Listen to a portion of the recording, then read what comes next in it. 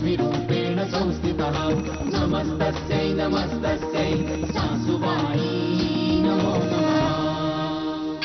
सासुबाई बसा। वा बरं वाटतं पण तुम्ही आलात।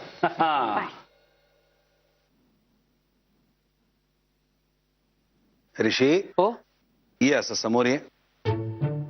आलो। काय झालं? आता कान पकड आणि 10 उठा बशा काढ। कान? काय काय झालं? झालं काय पण? माझी जीप घेऊन जा, माझी जीप घेऊन जा, सर्व्हिसिंग केलंय, पण झालं काय? जाताना वाटेतच बंद पडली आणि त्याची शिक्षा आहे तुला। चल गे, चला चला चला उठा बशा काढ। अहो मग तुम्ही काय केलं? आधी उठा बशा काढू दे।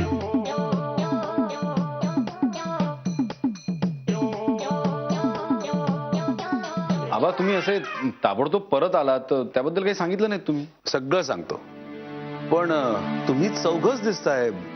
अभिलाषा आणि काश्मीरा कुठे आहेत? अहो बाबा तुम्ही गेलात आणि तुमच्या मागोमाग त्या दोघी जणी वज्रेश्वरीला गेल्यात आणि तिथे काहीतरी आंघोळ केल्यानंतर आमचं सगळं पापक्षालन होईल असा वगैरे त्यांचा विचार मनात आला आणि ते गेल्या। तुमच्या पाठोपाठच गेल्यात त्या। आई, तुम्ही फार्म हाऊस साठी घरातून बाहेर जात होतात तेव्हा मी तुम्हाला काय म्हणाले होते? तुम्ही परत याल तेव्हा घरातल्यांमध्ये तुम्हाला चांगले बदल झालेले दिसतील। कॅश वहिनी आणि अभिलाषा वहिनींचं असं वज्रेश्वरीला जाणं ही चांगल्या वागणुकीचीच सुरुवात आहे।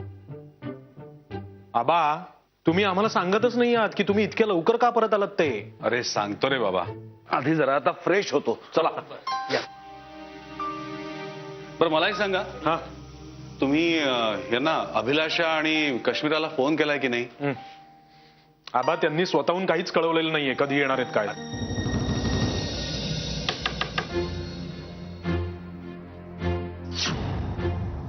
विनायक रत्नपारखी? हा बोला इन्स्पेक्टर। सावंत त्या बॅगा घेऊन या।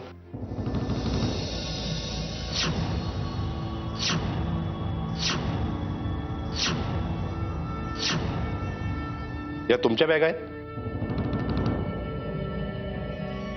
हो आमच्याच आहेत, पण तुम्हाला कुठे मिळाल्या? घाटात मिळाल्या। तिथल्या गावकऱ्यांनी ते आमच्या पोलीस स्टेशनला जमा केल्या। बॅगेवर तुमचं नाव आणि पत्ता आहे, त्यामुळे आम्ही इथपर्यंत येऊ शकलो। ऍक्च्युली या बॅग्स आता आम्हाला परत मिळणार नाही असंच आम्ही समजत होतो, पण तुम्ही त्या शोधून काढल्या आणि तसदी घेऊन इथे आणून दिल्या, त्याबद्दल खरोखरच थँक्स। बरं या जरा मस्टरवर सही करा। हो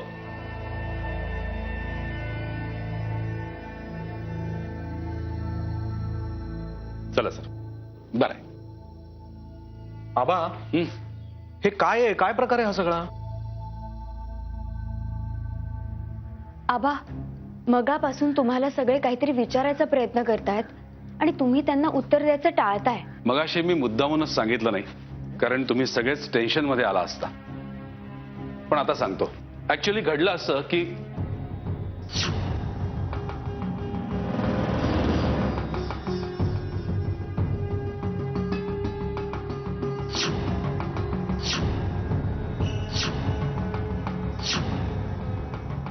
कॅश? वहिनी, हो आत या ना। आता तुमचाच विषय चालला होता। काय बोलत होता तुम्ही? आबा आणि आई आत्ताच आलेत ना, तर तुमच्याबद्दल विचारत होते।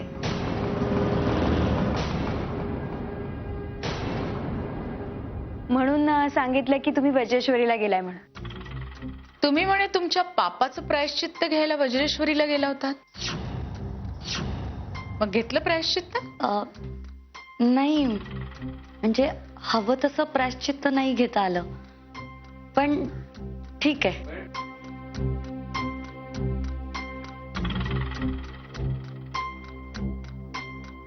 येताना वज्रेश्वरीहून प्रसाद आणला असेलच ना?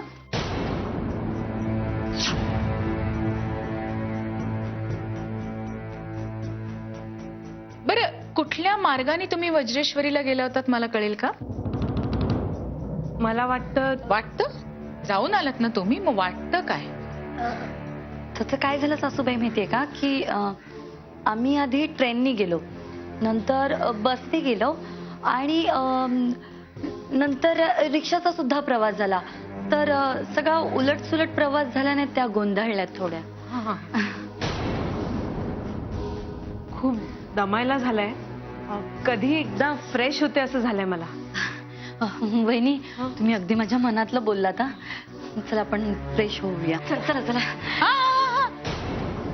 ती तुमची बॅग आहे, ही आमची बॅग आहे, माहितीये ना? हो ना, ती आमची बॅग. अगं बॅग दे ना. आलोच आम्ही.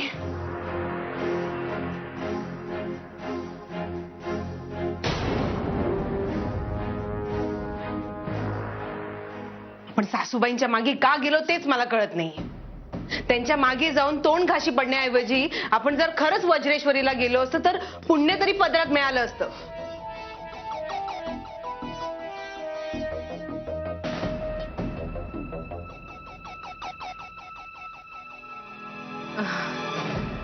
बरं झालं ना आपण वज्रेश्वरीला जाऊन आलो ते.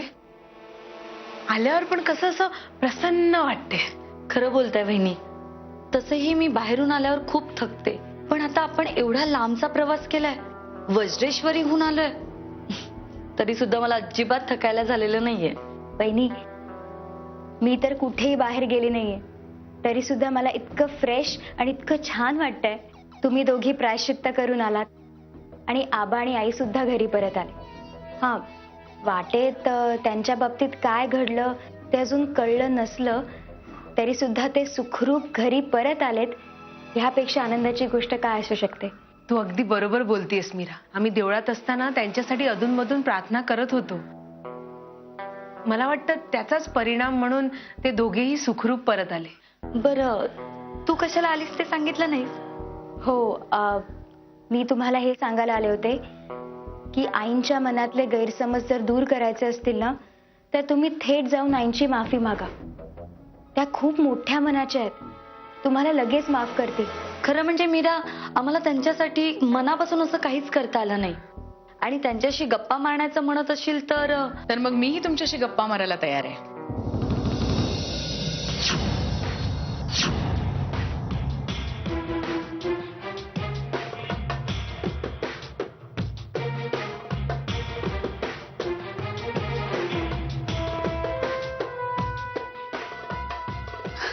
आपण एक काम करूया. तुम्ही वज्रेश्वरीच्या ट्रिप मध्ये काय काय गंमत केली ते मला सांगा. मी आमच्या फार्म हाऊस मध्ये काय काय धमाल केली ते तुम्हाला सांगते. काय? हा, मीरा, त्या बॅग्स आता आल्याच आहेत तर जरा त्यातले कपडे बाहेर काढून ठेवतेस का? हो, लगेच आले हा मी.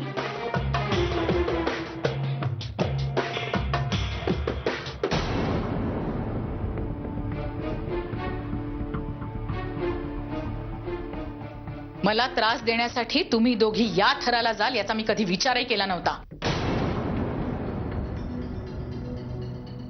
ही गोष्ट जर मी घरात सगळ्यांना सांगितली असती तर तुमचं काय झालं असतं याचा विचार केलात का तुम्ही?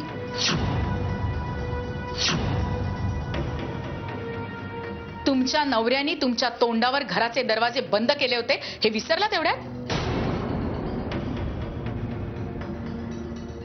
तुम्हाला मला त्रास द्यायचा होता, पण त्याचबरोबर तुमच्यावर बापासारखी माया करणाऱ्या सासऱ्यालाही तुम्ही वेठीला धरलं. शी, जनाची नाही तर मनाची तरी लाज वाटायला हवी होती तुम्हाला. ते बस, मला फालतू स्पष्टीकरण नको अजिबात. आता फक्त मी काय सांगते ते ऐकायचं.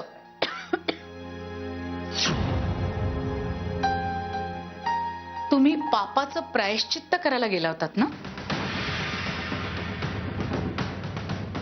तुम्हाला तुमच्या पापाचं प्रायश्चित्त या इथे माझ्या समोर माझ्या मर्जीप्रमाणे नाही घ्यायला लावला तर नावाची गायत्री रत्न पारखी नाही मी.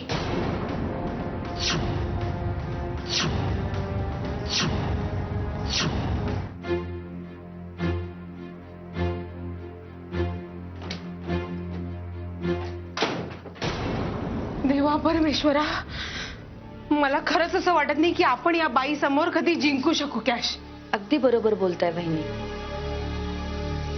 आता आपल्याला हरून चालणार नाही. आपल्याला जिंकायचं असेल तर आपल्याला आपलेच नियम बदलावे लागतील. मीरा, ती मीराच त्यांना या घरात घेऊन आली ना आपल्या डोक्यावर बसवायला. त्यामुळे यापुढची आपली शिकार मीराच असेल. मग आता करायचं काय? आता जे काय करायचं ते वेळ आल्यावरच करायचं.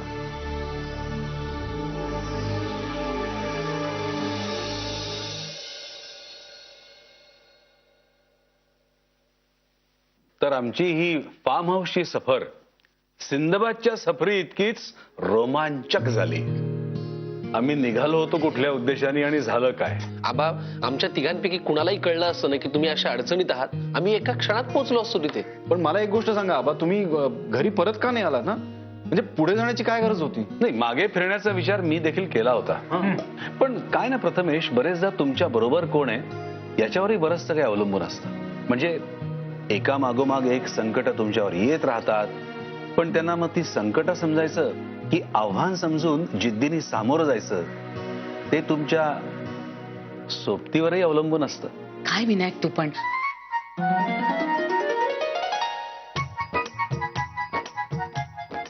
तुम्ही पण जेवा.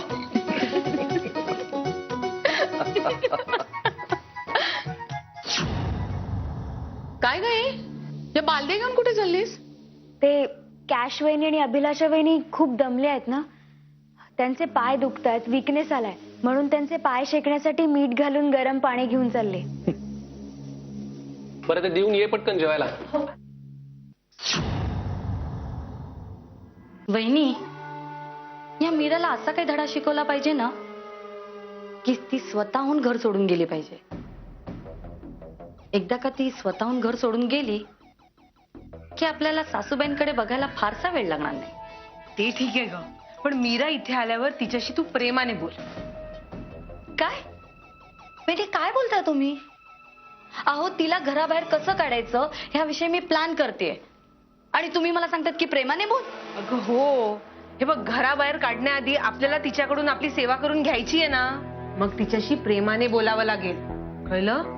बिचारी मीरा सासूबाईंच्या सेवेतनं वेळ काढून ती आपली सेवा करायला येणार, मग तिची काळजी घ्यायला नको का?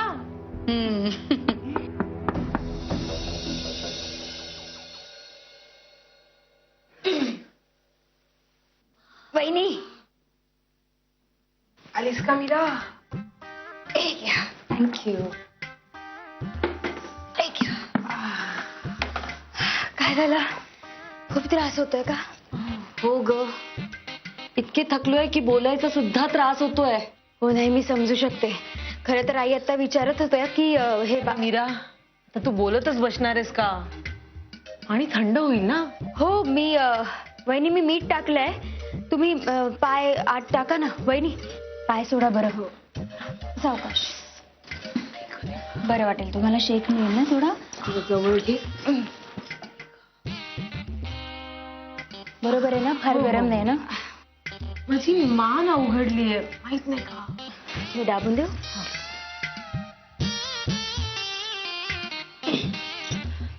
मीरा, माझं अजून एक छोटं काम करतेस का ग प्लीज? प्लीज काय म्हणताय? बोला ना.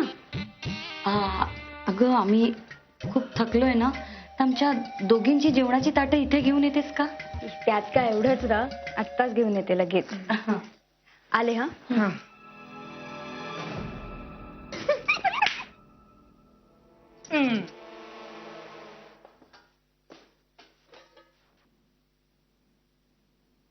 मीरा, सगळा काय प्रकार आहे?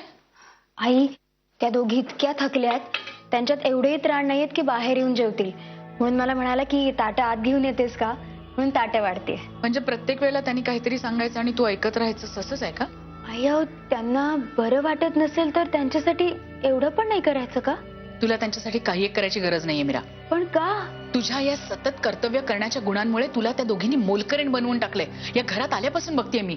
तुला कधी कळणार आहे हेच मला कळत नाहीये. आई, प्लीज, तुम्ही हवं तर मला काहीही बोला, पण त्यांच्याबद्दल गैरसमज नका करून घेऊ.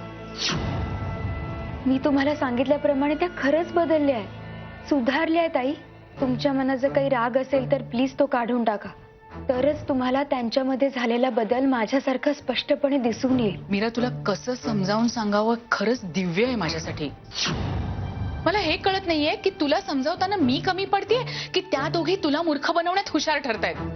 मला काहीही ऐकायचं नाही, तू फक्त माझं ऐक. तू त्यांच्या खोलीत जायचं नाहीस म्हणजे नाहीस, आणि मला याच्यावर कुठलाही वाद नकोय. वा सासूबाई वा.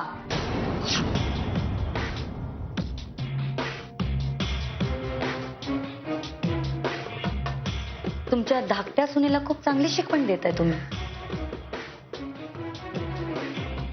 मीराला आमची अवस्था पाहवली नाही म्हणून ती आमच्यासाठी जेवण आणत होती. पण तेही तुम्हाला बघवलं नाही का? बहिणी, सासूबाई तुमच्या बोलण्याचा असा अर्थ होतो की आम्ही किती सुधारण्याचा प्रयत्न केला तरी तुम्ही आम्हाला सुधरू देणार नाही. तुमची आता नेहमीची नाटकं करून झाली असतील तर आता मी काय सांगते ते ऐका. घरात वाद नकोत म्हणून मी शांत आहे. पण मी शांत आहे म्हणून तुम्ही जर मीराला त्रास द्यायला लागलात, तिला मोलकरीण बनवायला लागलात, तर माझ्यासारखी वाईट कोणीने लक्षात ठेवायचं.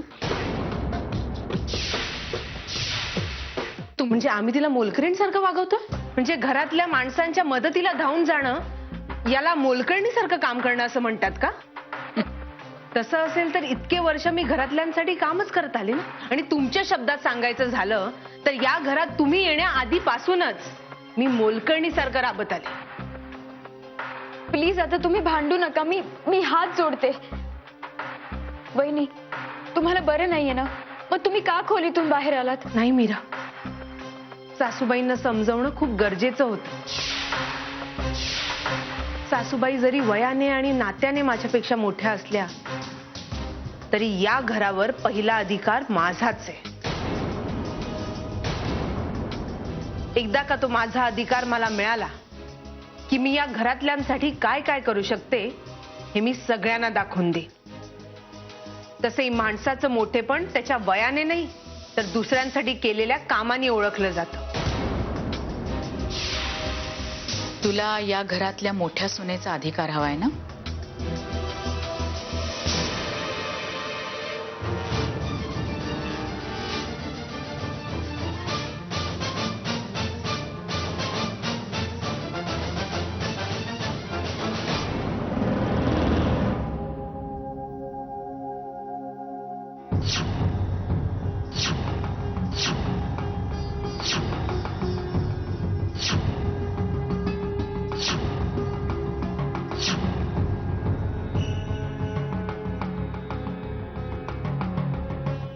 एक मिनिट अभिलाषा, मला असं वाटतं की तुलाच एकटीला का?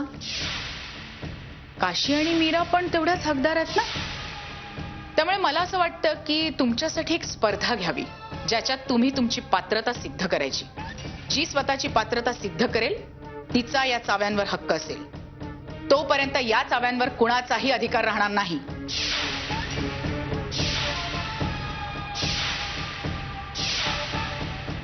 पण आमच्या या स्पर्धेत योग्य तो निकाल लागेल याची काय गॅरंटी आहे?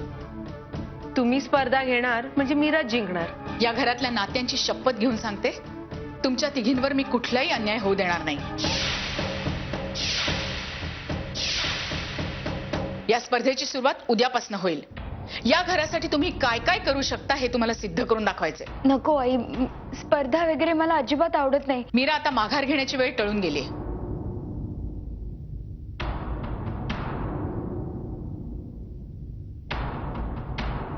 स्पर्धेचं नाव आहे होम मिनिस्टर चॅम्पियन.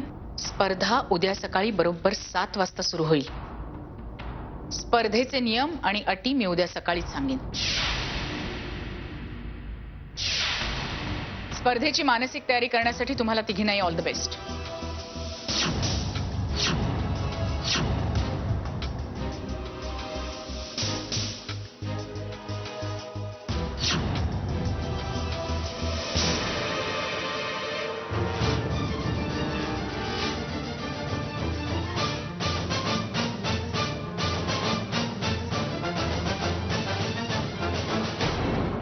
सासूबाई नमो नमः.